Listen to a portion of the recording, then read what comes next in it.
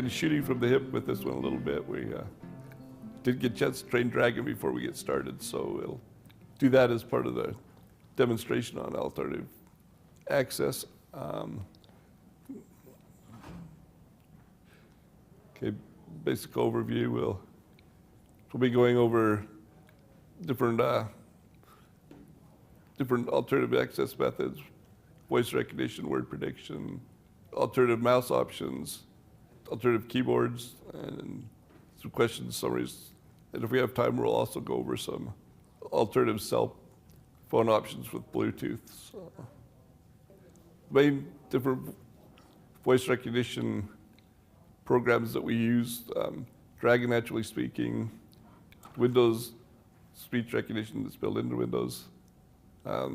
Speak to Me and WordQ are a couple that are used a lot less frequently than Dragon Dictate for the Mac, which is the newest one out. So basically, we'll take you through what you'd have to do to create a voice file for Dragon. Go ahead and type my name in quickly. So I'll do the on-screen keyboard.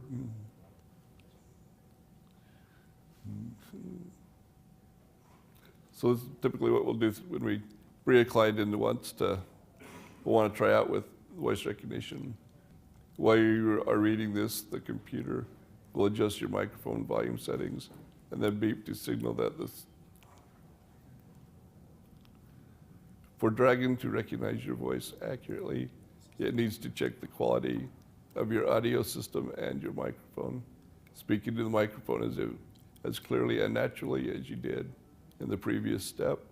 While reading this, Dragon is listening. Yay, we passed. Dragon calculates how frequently words and phrases are used and can often use suggestions when it makes mistakes. You just need to know how to operate it properly. It's best to dictate incomplete sentences, speaking clearly and evenly in a natural manner. The idea to speak to Dragon normally at a constant speed and volume. Try not to hesitate, exaggerate your pronunciation, or talk loudly or slowly. Try to think about your whole sentence before you start to speak it. This will give Dragon the context it needs. The software lets you dictate punctuation and symbols such as question mark, open quote, plus sign, and hyphen. Even things like smiley face. Successfully made it for the training. That'll take it a minute to create the voice file. Dragon is good with voice recognition in general, is good for anyone who has had trouble typing, as long as they've got a good, clear voice.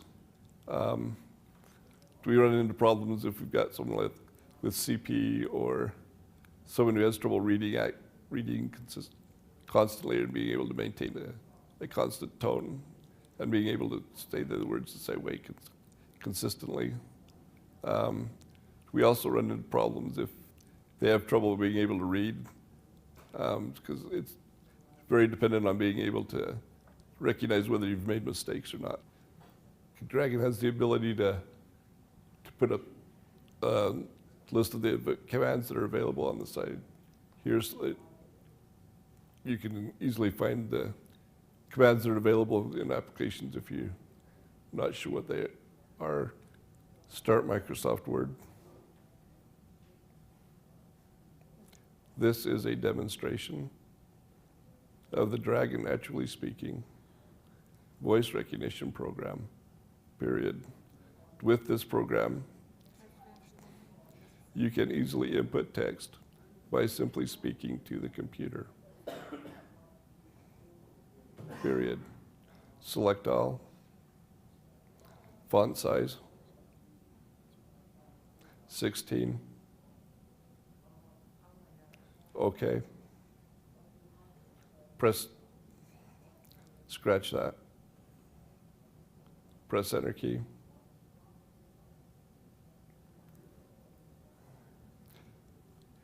Unselect. As you can see, scratch that.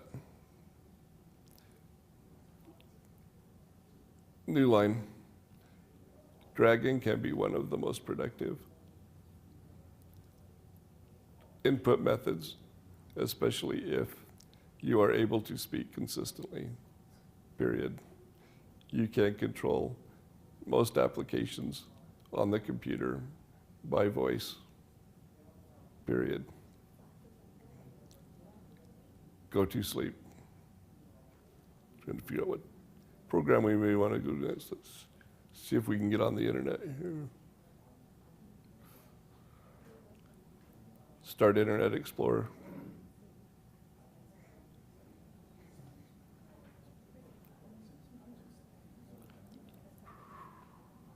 Peregrine falcons.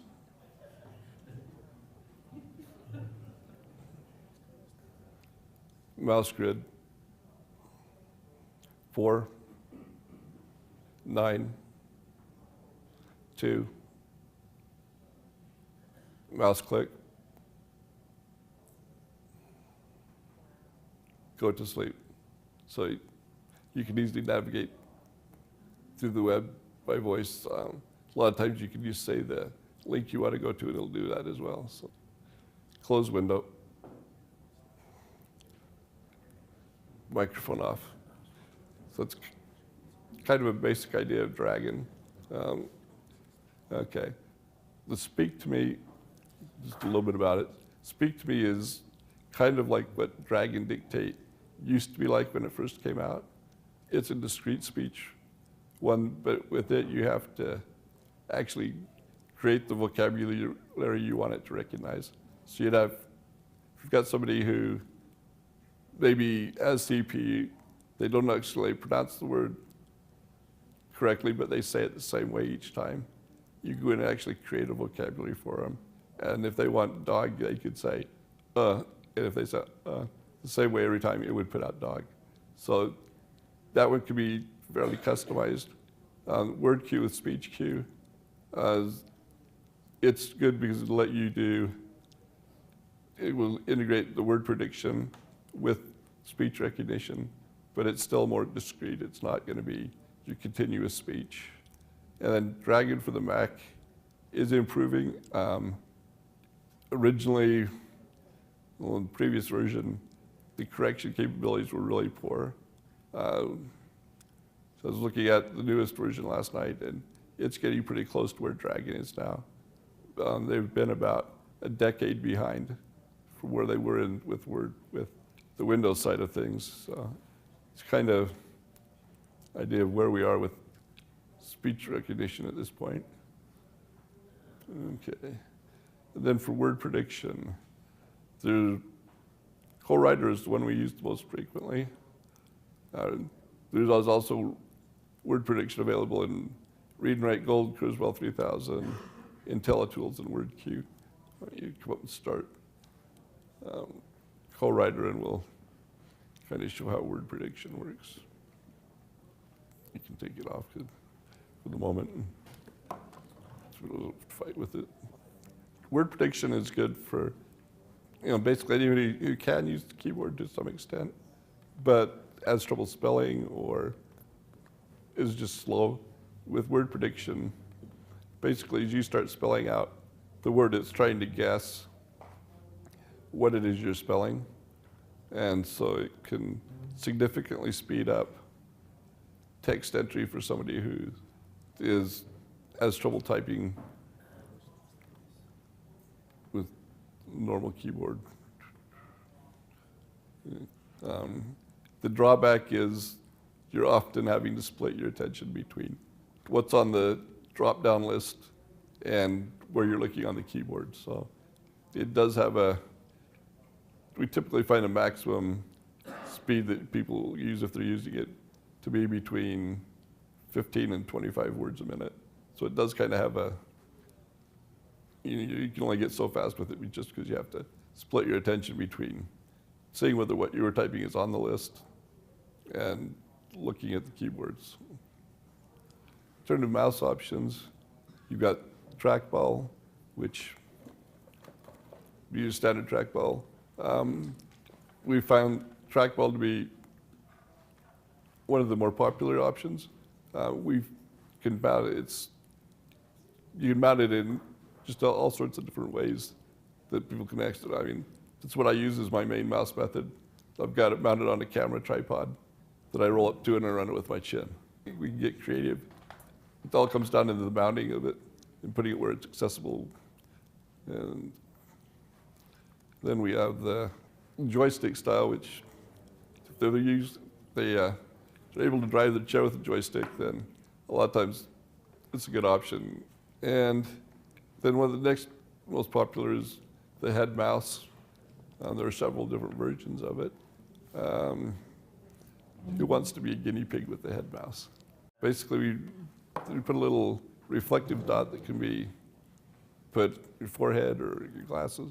If you notice, the dot I had on the headset was just on the end of the microphone, and it was tracking what I was doing. Okay. Change your religion for just a little bit? Well, maybe not. Anyway, I'll let you put it on. Just stick it on the tip of your nose, in the middle of your forehead. Go down and open Word. Go down and click on Word, and it'll let him type into Word. Okay, so then click on the... Let's drag it. Just to get it out of your way a little bit. Okay, so now as you hover on the letters, it's going to try and select them. And then you just move it to the next one you want, or you can go up to the word and it'll... Oh, it just picks it. Yeah, so and this is just the on-screen keyboard that's built into Windows, which we find works for most people without going to the expense of buying an additional add-on keyboard. But with the head mouse, you can use the mouse almost as accurately as with the regular mouse. The head mouse extreme is its expense. It's a $900 program or $900 device, but you plug it in, it works with any computer. You don't have to worry about loading any software. Was it hard? Trying to keep your head still enough that it doesn't wiggle around, yeah. And usually it's not that sensitive. I mean, usually it's pretty stable. Just moving your head. You do have to be careful of the size of screen you use. You get much bigger than 17-inch screen, and typically you have trouble reaching the sides of the screen. Eye tracking is another method that the people will often try. I found it to be my least favorite method. You almost have to be able to hold your head absolutely still and only move your eyes. We've had limited success with the people we've tried with it. If you're unable to move anything, then it's a good option. If you typically have any head movement, you end up trying to move your head to try and get it to go, and it loses focus of your eyes. So it's kind of one of my least favorite. Then we've got switch adapted mice where it could be trackball, it could be regular mouse, but you let you plug any switch into it to be able to do your mouse clicks. So that you can move the mouse okay with your hand, but you have trouble hitting the mouse clicks. We can set it up so it could be, you get a switch with your shoulder, you can switch with your foot, just about anything. So we can do the mouse clicks with alternative switches. The radar mouse and scan mouse were a couple that Scott told me about, and I tried to find them last night on the web to get a little bit better description, and I couldn't find them, so I'm not sure they actually, well, actually the radar mouse I did find something on. Basically it looks like a radar screen. It'll have an arm that'll sweep around in a circle. You stop it when it's about where you think, so that the red line is, it has a red line that'll go around just like a radar sweep. When that line is covering the object you want to hit, you hit it once, and then the dot will run out the red line till you get to where you want it. hit the switch again, it'll select it. A scan mouse, the only thing I found is one that you scan, it'll actually use the mouse as a scanner. So that one, Scott, I think led me a little bit astray on. I took those out of the display that I modified, or the PowerPoint I modified last night, but it didn't get quite downloaded, so we'll, a little bit of caveat on those two. Okay, alternative keyboards. I think we'll start with the Dvorak layouts. And Dvorak layouts, you've got, basically it puts the keys in the most frequently used order. Let's see, there's those two keyboards, regular keyboards that are labeled. They have a left-handed layout, a right-handed layout, and a normal layout for two hands. We've just got examples of the left and right-handed. But basically, it puts the keys in the most frequently used rather than the Dvorak or the QWERTY layout, which a regular typewriter actually was designed to slow you down so that the typewriter wouldn't jam up. But the problem is it does take relearning the keyboard.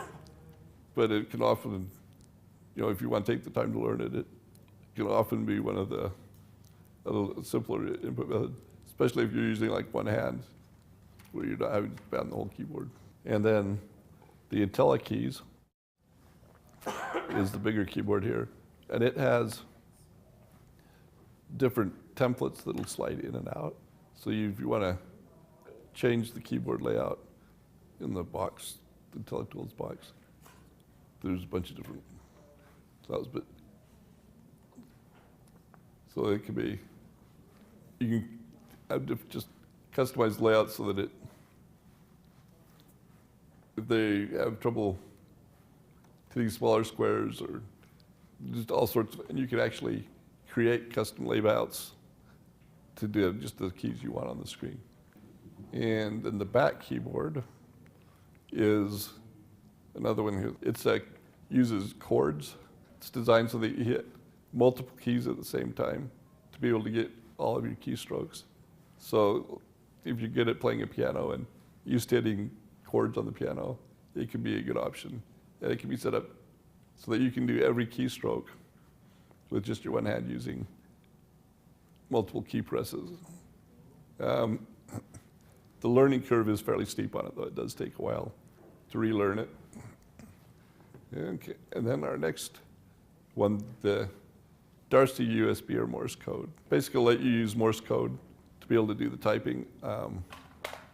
Then if you the telegraph operators used to be able to get 80, 90 words a minute. And so it could be actually a very fast input method. And you just basically can set up two switches or a single switch where you just tap dot dash. And so it can be a very efficient input method.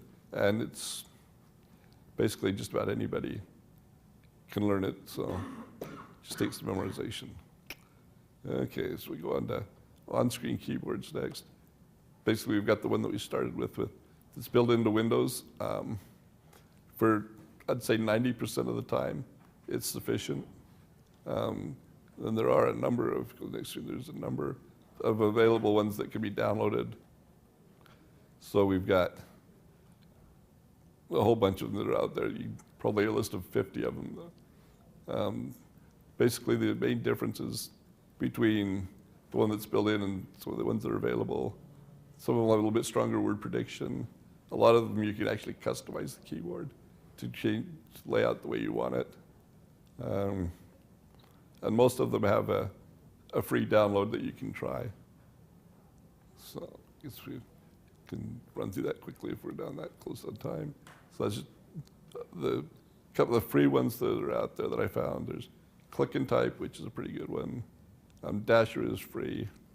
And basically there's the other ones out there.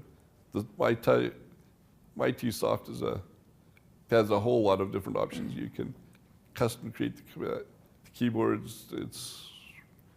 I think it's one that a lot of the other keyboards are based off of. A lot of people, they sell it so that it can be used to developers.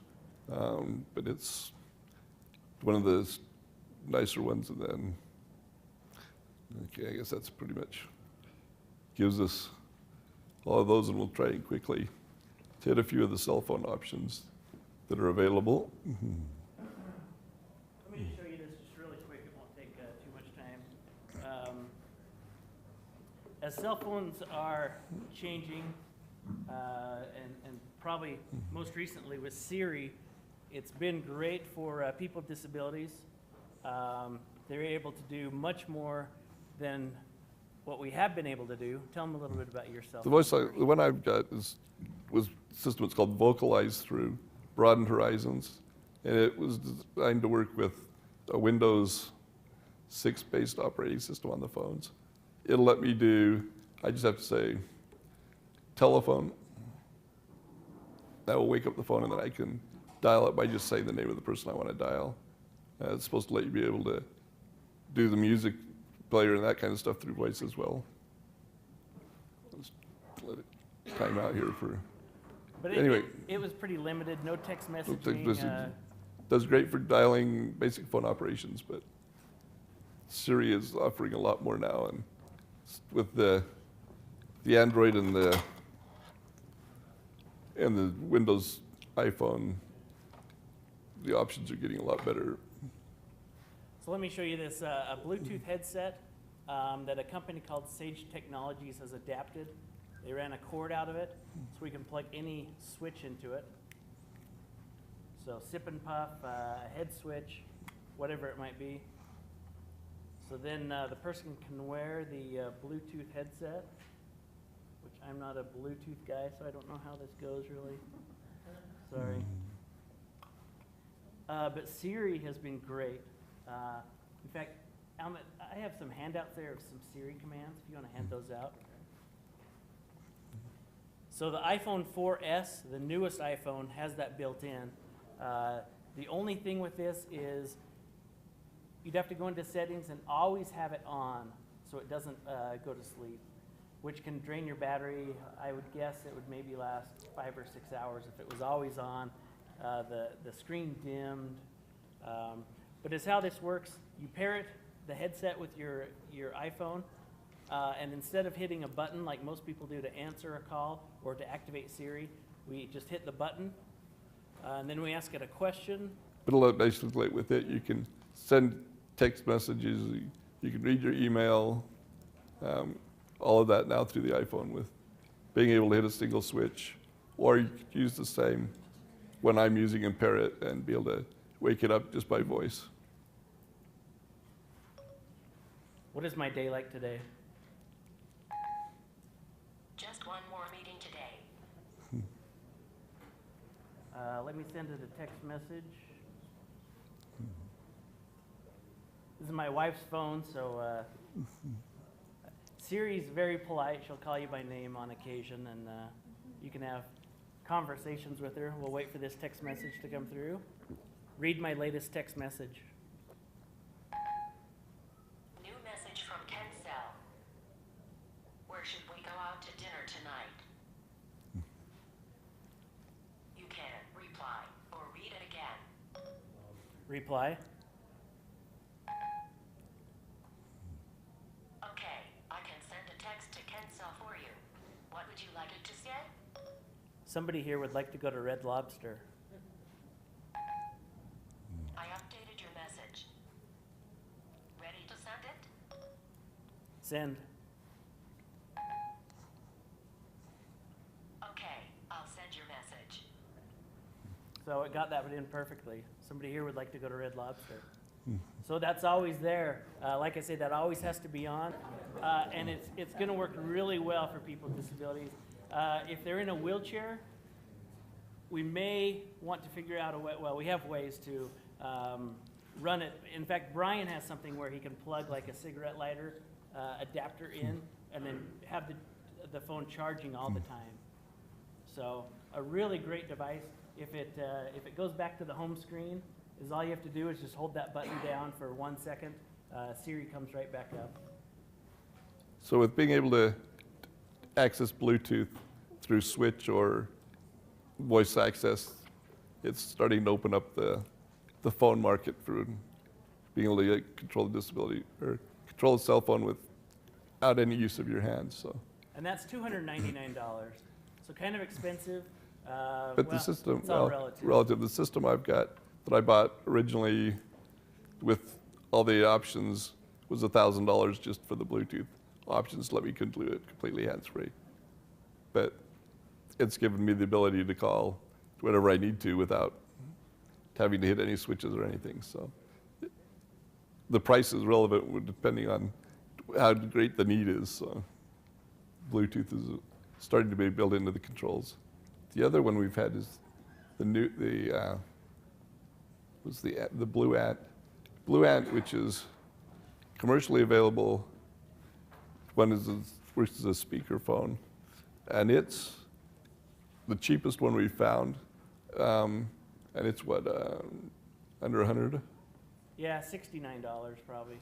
and was Hi, welcome to the Blue Ant S4. To get started, we need to pair the hands-free with your phone. The hands-free is now in pair mode, ready to connect to your phone. Go to the Bluetooth menu on your phone. this was developed for basically the commercial market, made to clip onto your visor, so it's cheap and Turn on or enable works Bluetooth. quite well. Yeah, again, if you need to borrow something like this and try it out, let us know and we'll just throw it in the mail to you. It's easily set up, at least for the iPhone, and any of this equipment really we could mail out to any of the centers. Anything else? I think we're good then, Alma.